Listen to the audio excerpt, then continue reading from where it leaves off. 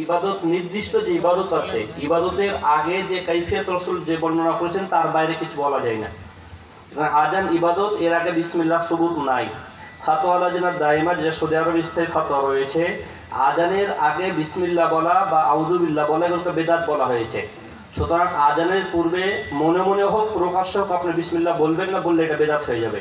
তবে হ্যাঁ, আপনি মাইকের যে সুইচ টিপেন, মাইকের সুইচ এটা একটা কাজ, এই কাজ করতে যে আপনি বিসমিল্লাহ বলতে পারেন।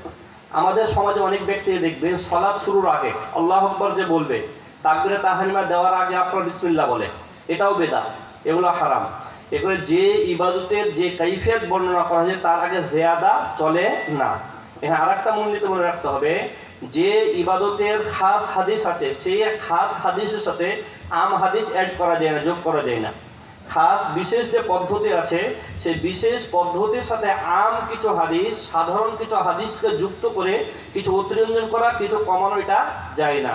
সুতরাং আজানের পূর্বে বিসমিল্লাহ বলা, প্রকাশ্য হোক গোপন হোক যেভাবে হোক, এটা বেদাত হিসেবে গণ্য হবে। এই ফতোয়া সৌদি আরব স্থায়ী ফতোয়া বোর্ড দিয়েছেন। আজানের তারপরে সলাতের পূর্বে বিসমিল্লাহ বলা, আউযুবিল্লাহ, এটাও ফতোয়া বোর্ডের ফতোয়া রয়েছে। সৌদি ফতোয়া বোর্ডের এই ফতোয়াগুলো রয়েছে। সুতরাং আমরা চেষ্টা করব রাসূলের ইবাদত যেটা যেভাবে আছে সেইভাবেই করব, তার আগে পরে কিছু বাড়ানোর চেষ্টা করব না।